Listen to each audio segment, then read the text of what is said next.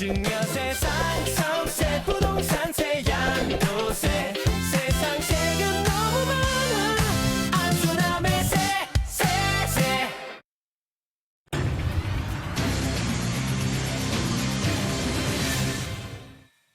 네, 세상의 세금 상식을 세세하게 알차게 전해드리는 안수남의 세세세 시간 이어가겠습니다.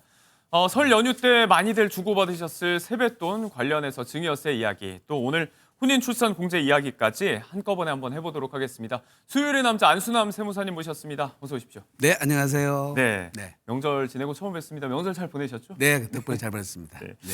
설 명절에 참 많이 나오는 얘기가 네. 많이들 주고 또 받으시는 이 네. 세뱃돈 관련해서 증여세가 부과될 수 있다. 농담 네. 삼아서 말씀하시는 분들이 많습니다. 네. 근데 이게 지금 관념적으로는 농담인데 네. 실제로 또 증여세가 나오는 경우도 있다면서요?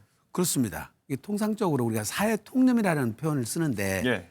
세뱃돈 주셔봤지만 얼마 정도 주셔봤어요? 저는 뭐 100만 원 넘게 주고받은 적은 없죠. 없죠. 예. 그러니까 일반적으로 세뱃돈 그러면 기십만 원까지는 통용된다고 보자야죠. 예. 근데 사회 통념에 비춰서 예. 그거를 어르신들이 5명한테 10명한테 받았다고 치더라도 예. 50만 원, 100만 원 미만으로 받았다면은 그건 사회 통념에 비춰서 예. 정상적인 거래라고 보이지는데 세뱃돈이라고 해서 좀 재력이 있으신 분들이 이런 1,000만 원씩 줬다고 한번 가정해 보세요. 예. 그러면 꽤 큰 돈이 돼 버리지 네네네. 않습니까? 그런 돈까지 과연 그것이 말하는 세뱃돈을 볼 수 있느냐 이 문제거든요. 그러니까 우리가 학자금이라든지 용돈이라든지 또는 세뱃돈이라든지 이런 돈은 네. 우리가 비과세 대상으로 삼는데 비과세 대상이 되려면 사회 통념의 범위에 벗어나지 않아야 되는 겁니다. 예. 그 금액의 범위까지는 괜찮다고 보시면 되겠죠. 네. 자, 상식적이지 않은 금액이 기준이라고 하면 좀 모호하게 느낄 수도 있겠지만 금액 기준이 일단 정해진 게 있잖아요. 네. 저희가 이제 공제가 되는 과세 기준이 있는데 네, 일단 미성년자에게 2천만 원, 성년 자녀 5천만 원 이렇게 10년 합산 기준을 많이들 알고 계실 겁니다. 이 네. 부분 금액 기준으로 정리를 좀 해볼까요? 네, 수증자 기준으로 따져가지고 예. 부부간에 배우자한테 받으면 6억까지 가능하고 예. 부모로부터 성년이 받으면 5천만 원까지, 미성년자가 받으면 2천만 원까지는 공제 가능하죠. 네. 그리고 친인척가는 1,000만 원까지 가능한데, 자 주의할 것은 여기서는 증여세 과세 대상 금액에서 공제를 하는 거예요. 예. 우리가 첫번에 말씀드린 세뱃돈처럼 증여세 과세 대상이 아닌 비과세 대상은 아예 빼고 시작하는 거예요. 아, 예. 이게 그 금액을 넣어서 2천만 원까지 된다는 것이 아니라 예. 그런 금액들은 제외하고 증여세 과세 대상으로 총 금액이 2천만 원까지 공제가 되고 5천만 원 이렇게 공제된다는 뜻입니다. 그러니까 말씀하신 대로 이제 사회 통념에서 벗어난 것으로 이제 간주되는 세뱃돈들 이런 데에만 이제 적용이 되는 거고. 그런 게 그것이 과세 대상이라 하더라도 2천만 원까지는 공제가 되기 때문에 네. 증여세는 실제로 과세는 안 되겠죠. 예. 중요한 건 이제 이 기간이 10년 합산 기준인 거잖아요. 맞습니다. 그렇다면 이를테면 지금 막 태어난 갓난아기에게 이번 설에 네. 한 번에 한 2천만 원 증여를 했는데 네, 네. 그렇다면 이제 과세를 당하지 않으려면 다음 10년 후 그러니까 11살이 된 설부터는 그때부터는 또 2천만 원을 10년간 맞습니다. 또 예. 증여할 수 있는 거다. 이게 증여자와 수증자가 동의를 하고 예. 그거를 합해가지고 10년 단위로 2천만 원까지 공제를 해주니까 예. 한 살 때 태어날 때 2천만 원 그러면 11살 때도 또 이제 2천만 원 또 새로 줄 수가 있죠. 예. 성인일 때 이제 다시 5천만 원 새로 줄 수가 있고 30살이 되면 또 5천만 원 주니까 예. 통상 비과세로 줄 수 있는 돈이 1억 4천만이라는 돈이 예. 그래서 나오는 돈입니다. 2천, 2천, 5천, 5천에서 예. 1억 4천까지는 성인이 돼서 30대까지는 증여세 없이 줄 수 있는 돈이라고 보는 네, 것입니다. 10년 합산 네. 기간을 잘 지켜서 나눠서 증여한다면 가능하겠습니다. 네. 궁금한 건 이제 그 기간까지 2천만 네. 원, 뭐 5천만 원 비과세니까 네. 지금 과세 대상이 아닌 금액에 대해서는 증여세 신고를 아예 안 해도 되는 건지 혹은 뭐 나중을 생각해서 해두는 게 좋을지 어떻습니까? 우선 기본적으로 국세청에서는 자금출처 조사 같은 거는 사전에 내 소득이라든지 또 자산의 처분대금이라든지 예. 이런 자료가 데이터가 다 있거든요. 예. 그래서 그런 데이터를 다 분석을 해서 합계를 내보고 소득이라든지 자산 처분대금 같은 거라든지 이런 금액으로 충분히 예. 자금 원천이 되는구나 그러면 조사 대상을 삼지를 않는 거죠. 그런데 마찬가지로 증여를 미리 받았다. 그러면 증여세 공제 범위 내든 예. 공제 바뀌든 간에 미리 신고를 해놓아버리면 자금 원천으로 인정이 되기 때문에 예. 세무조사 받을 일도 없고 조사가 나온다 하더라도 근거가 바로 있어버리니까 예. 명확해져 버리죠. 그래서 만약에 공제 미달된다 하더라도 예. 그때도 미리서 해주시는 게 좋고요. 특히 이제 고령이신 부모로부터 돈을 받게 되면 예. 증여세 신고를 안 했다가 나중에 10년 이내 것이 합산 과세가 되거든요. 상속 합산. 예, 상속이 합산되는데 증여세 미달되더라도 그때 상속세 합산돼 버리는데 만약에 그때 신고를 또 안 하면 상속세에 누락되잖아요. 예. 그러면 또 추징 하면서 가산세를 또 물어야 돼요. 예. 그래서 그때 해주신 것이 네. 제일 좋습니다. 네. 네. 뭐 이제 자금 출처를 명확히 한다는 측면에서는 좀 네, 부지런히 신고를 해두는 편이 여러모로 좀 유리하다라는 말씀이었고요. 자, 지금 뭐 2천만 원 혹은 뭐 5천만 원 증여 한도를 활용하기 위해서 이제 미성년의 경우니까 2천만 원일 텐데 네. 지금 현금을 자녀 명의 통장에 넣어서 네. 이걸 가지고 소위 굴린다, 뭐 주식이라든지 투자 네. 수단으로 이제 굴리는 경우가 좀 있는데 네, 네. 이 경우는 이제 증여로 봐야 되는 거잖아요. 이 경우는 네, 네. 명확하게 신고를 하는 게 필요하겠습니다. 당연합니다. 네. 이거는 증여세 신고를 하고 그다음에 이제 자녀 명의로 그거를 갖다 투자를 하시더라도 투자를 네. 해서 증가됐을 때는 그거를 원래 입금시켜 준 금액, 예.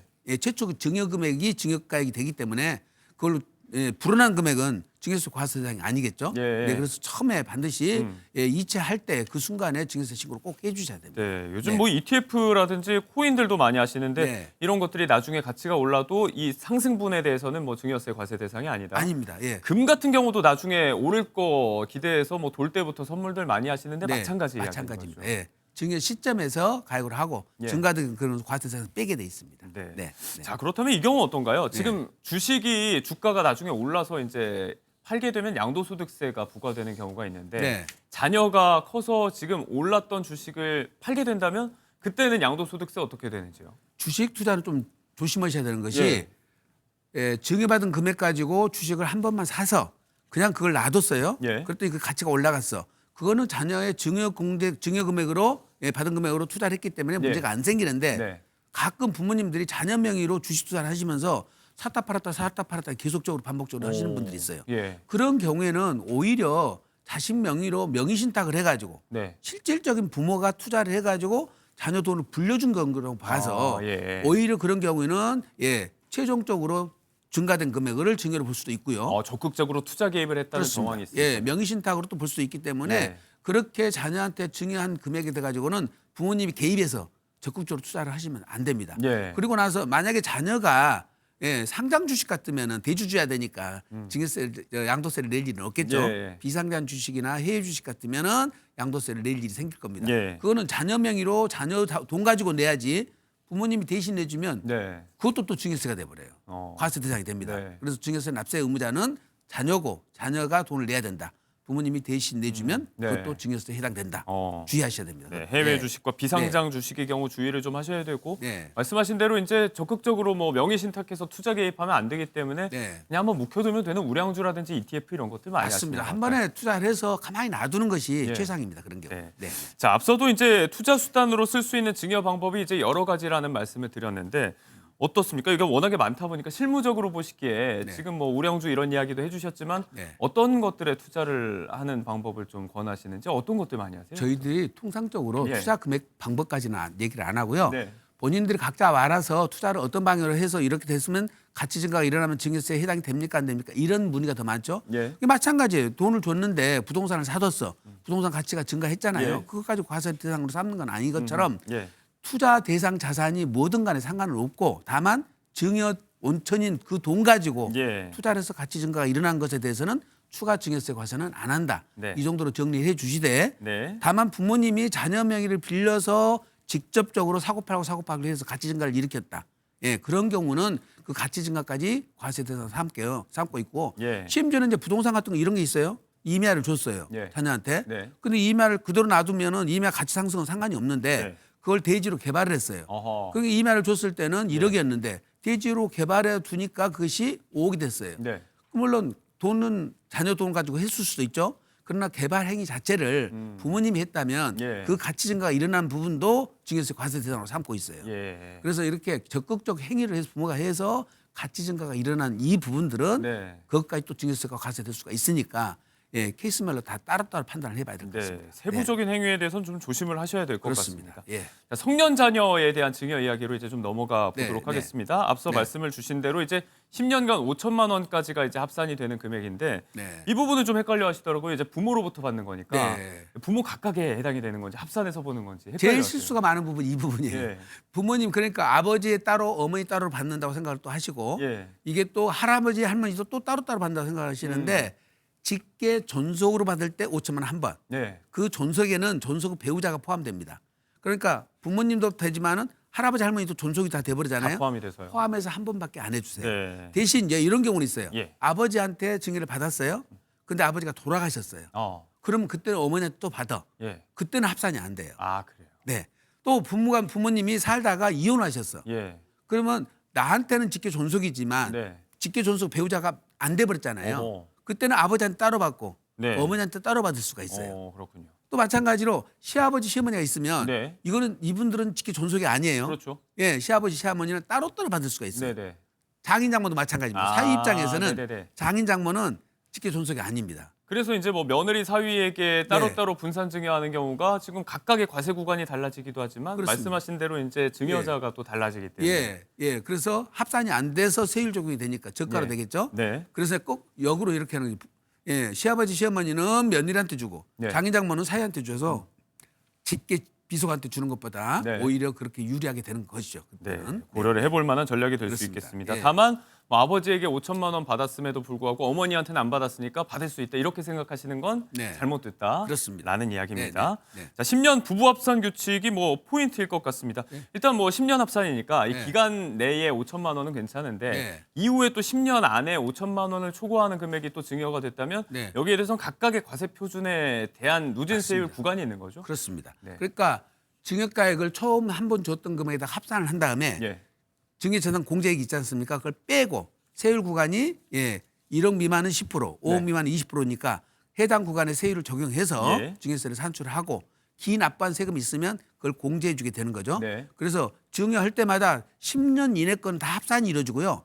그다음에 다음 증여를 했는데 10년이 지나갔다 그러면 그건 합산 대상에서 빠지게 되겠죠. 예. 이런 방식으로 증여세가 과세됩니다. 네. 그래서 항상 10년 주기라는 것을 기억을 하시고 예. 그다음에 부모와는 합산된다는 것을 꼭 기억을 하셔야 됩니다. 네. 자, 이 이야기를 또 해봐야 될 것 같습니다. 이제 재작년이 됐습니다. 2024년에 신설된 혼인 또 출산 증여 공제가 있는데 일단 혼인 증여 공제 이야기를 좀 해보죠. 이게 1억 원 그리고 기본 5천 공제까지 합쳐서 1억 5천까지로 많이들 네. 알고 계실 것 같습니다.